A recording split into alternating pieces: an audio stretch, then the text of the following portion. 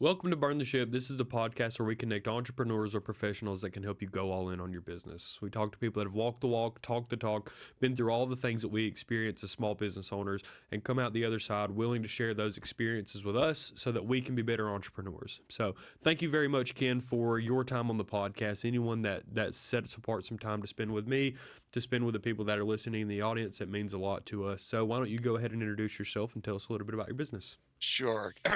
My name's Ken Kwiatkowski. My background is the Big Five accounting world, besides my being a service-connected veteran of Desert Shield, Desert Storm.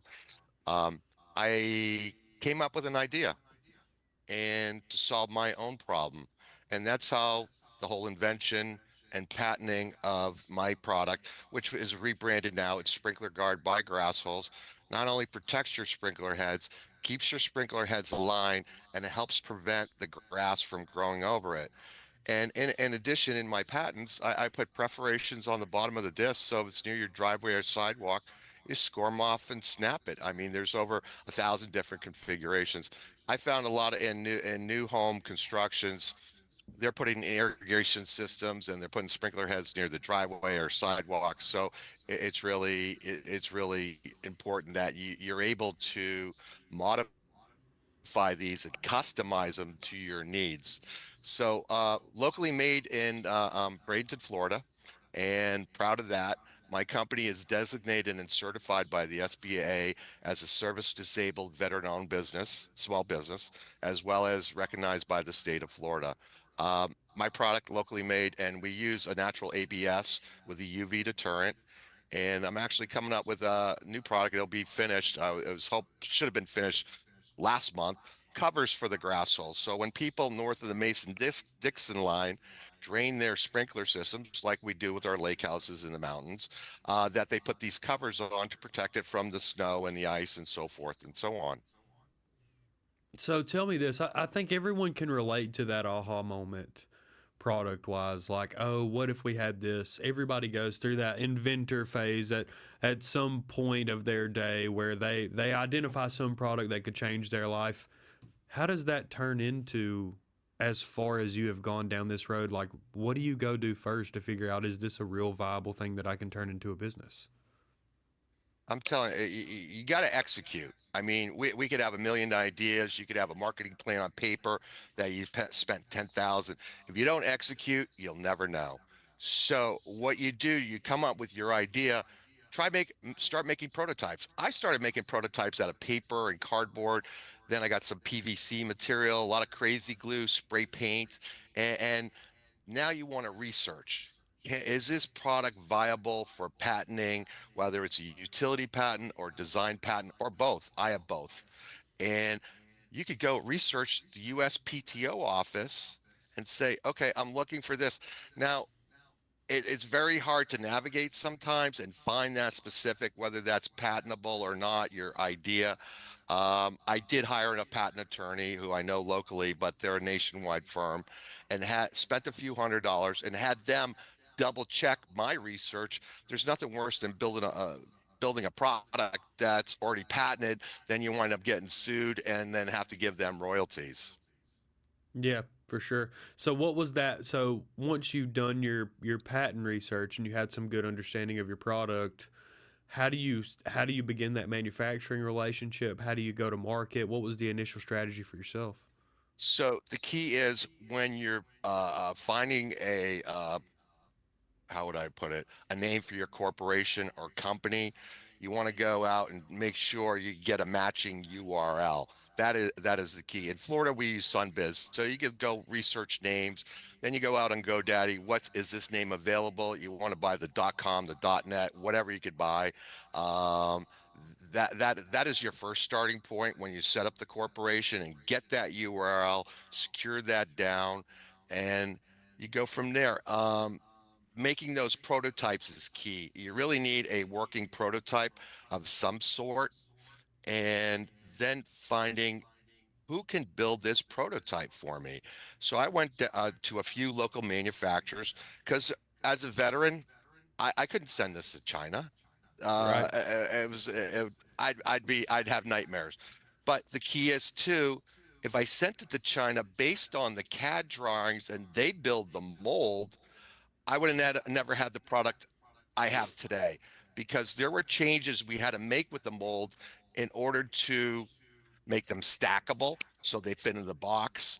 Um, and we found out when we were doing the initial aluminum mold that I could only stack 5 high, and they weren't going to fit in the original box that I was going to stack 10 high. So, okay, so I had to go back to the drawing board. Okay, we got to make the box double wide. So that means we got to change all the illustrations. And these are some of the things, it's a work in progress. It's a constant work in progress. And you got to think outside the box, and come up with solutions and talked with your colleagues. I have other ones where I had the disc was bigger, and it's like, well, I think 7 inches around should be sufficient, because St. Augustine grass grows over. And if you at least maintain your yard, that not going to have a problem with your sprinkler heads at that point. Sure. So there's a continuous need to improve upon that original idea. How long did all of that take? Like, once you figured out there is some design flaw when it comes to not the functionality of the Mm. product, but the way that it needs to be packaged to be marketed, to be given to your clients. Like, once you work through all those things, you continue to execute. How long did that whole process take for you? And then what was the idea behind, what was it, direct immediately go direct to consumer? Was it go B2B? Like, what was the original go to market strategy? So, people say I'm a little exceptional how quickly I got my product to market, from prototypes to CAD drawings to building the mold to figuring out the material, filing for the design patent, and then subsequently filing for utility patent, in production, additional prototype changes to the mold, and on the shelves in 5 months. Wow. That is exceptional. I would say most of the people that I've talked, that's more like an 18 month to 12 month Eh, process. I'm kind of tenacious. I have the background in accounting, so I've worked with a lot of big construction companies, other big companies like Daimler, Mercedes-Benz, GEG, Capital, Knight Ritter, and a lot of big local construction companies here. So it's really being persistent, tenacious, and believing in yourself. And it's like, just keep going and going and pulling yourself up by your bootstraps every day. Every day is not easy for me.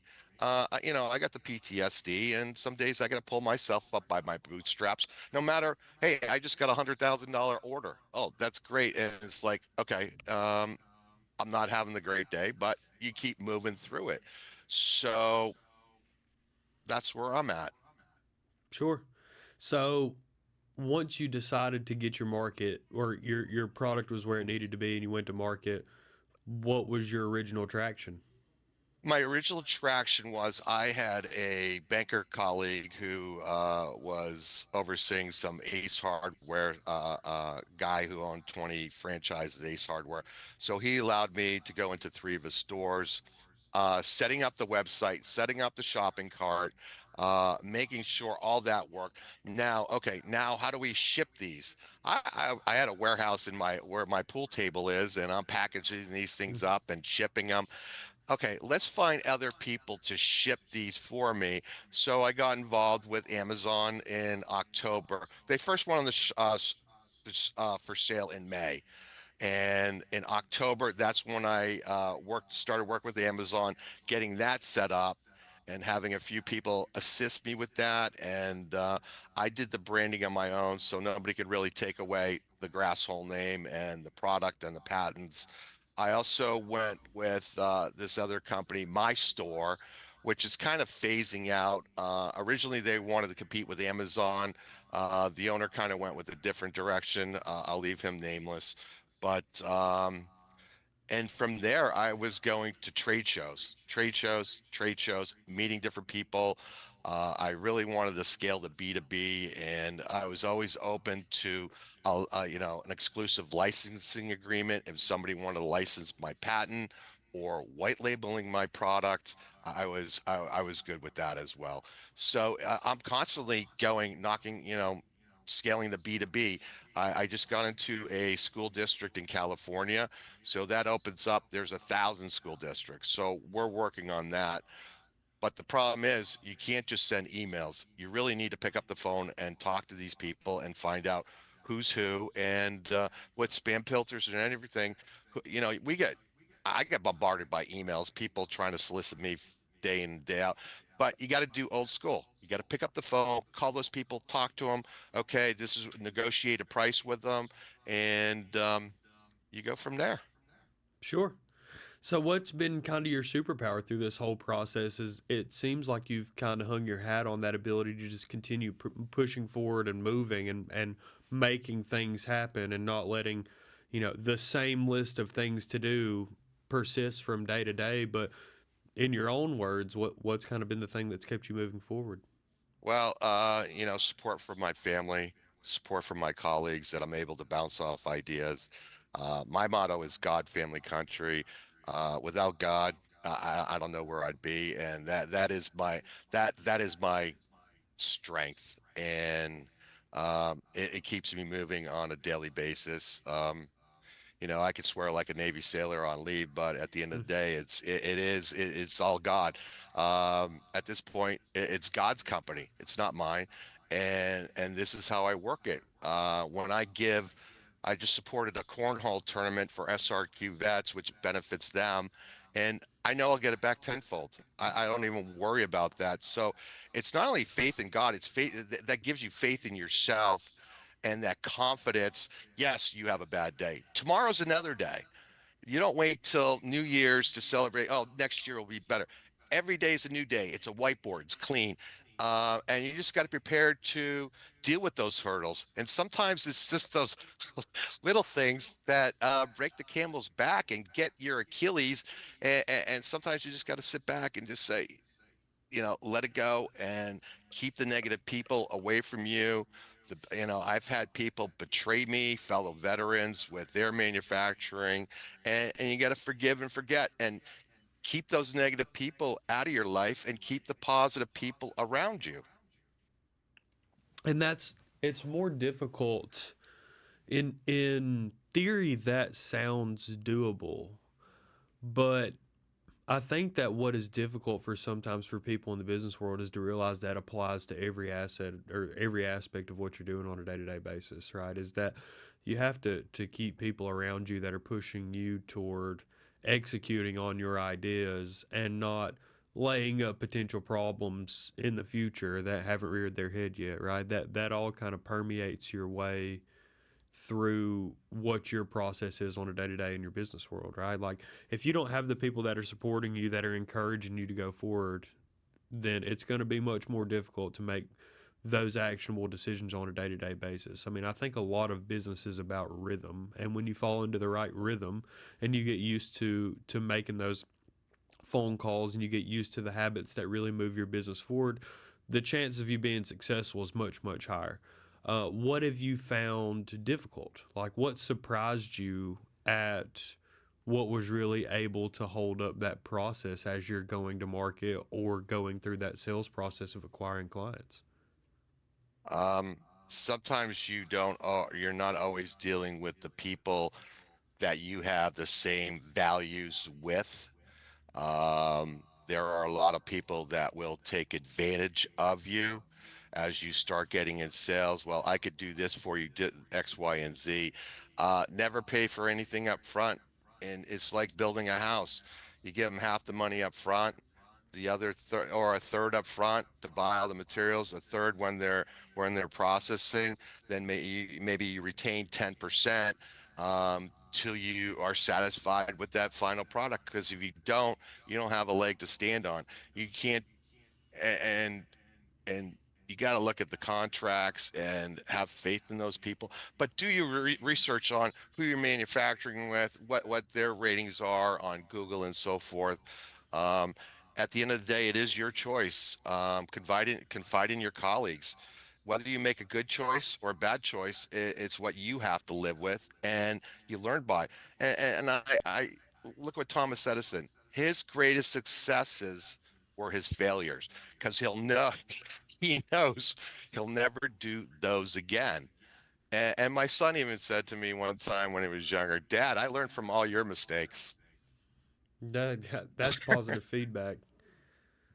That's So positive feedback. you take the lemons, you make lemonade, and you move on.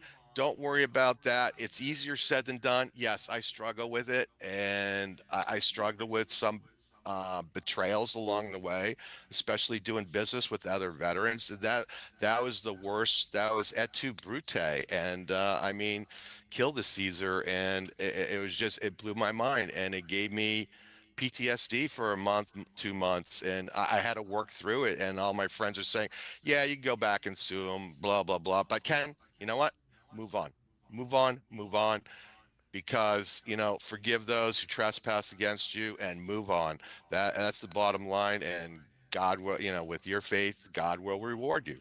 That's all I can tell you.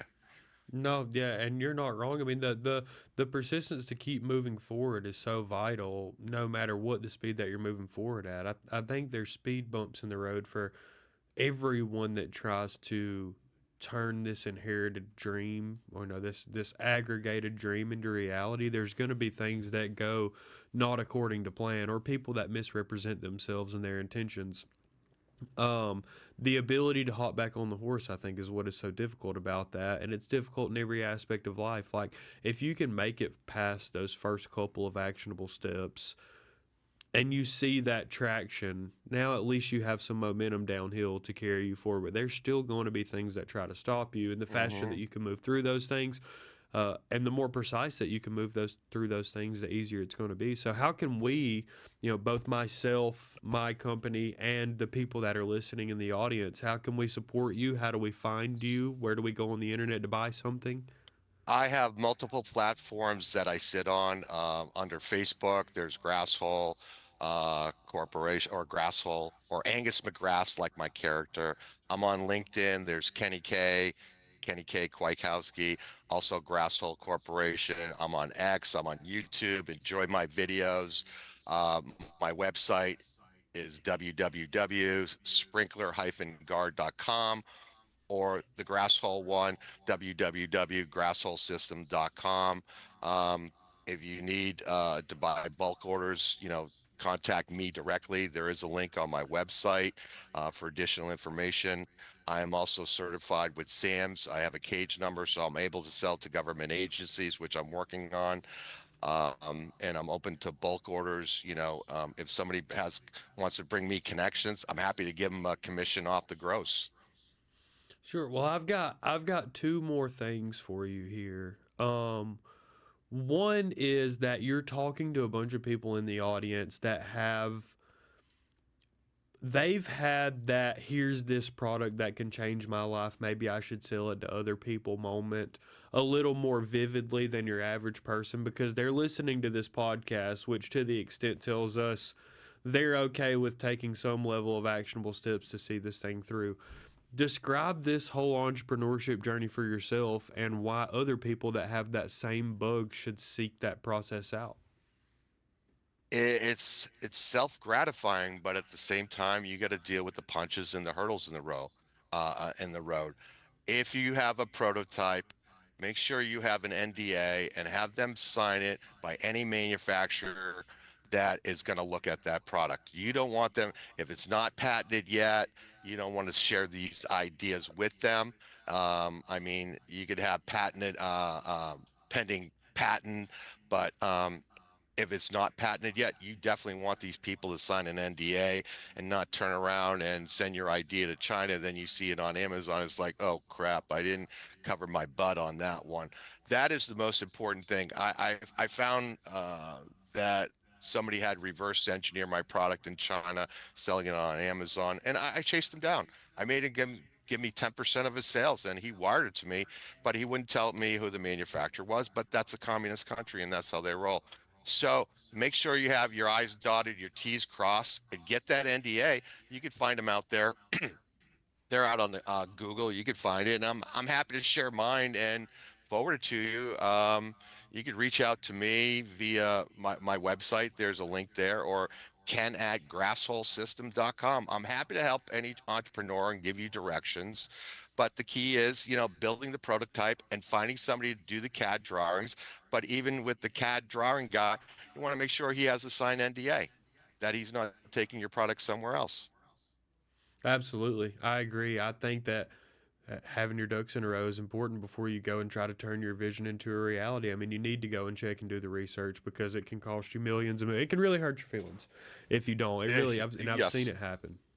Yes, Well, unfortunately. I've got one more thing for you, and I want, and this is me asking, I want you to give me like your best sprinkler guard by Grass Hole Systems Billy Zane infomercial that I can post and let people know exactly what it is that your product does, and we'll put the links and stuff under it and see if we can't get them to buy some stuff. But I know that you've done it. I know you have it practiced, and I want to see the salesman come out of you and let me see what you've got and how you represent your product. Sure. The most revolutionary patented sprinkler head protection product, 100% veteran owned, manufactured locally in Bradenton, which supports the economic impact in the community. All right. Well, I appreciate it, my friend. For the audience, burn the ship. If you need any assistance from me, if there's any value that my company, any of the guests on Burn the Ship can be, Ken, I appreciate you offering to be of some assistance as well to the Yes, people sir. in the audience.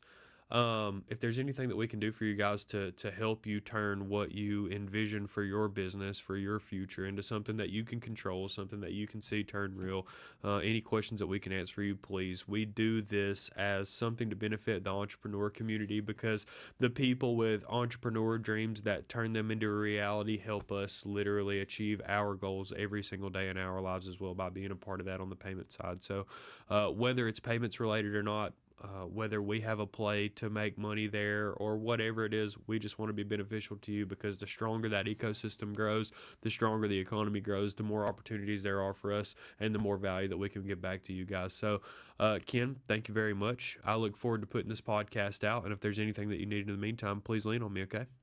Thank you, sir. Have a blessed day. Anytime. All right, you as well. All right, burn the ship.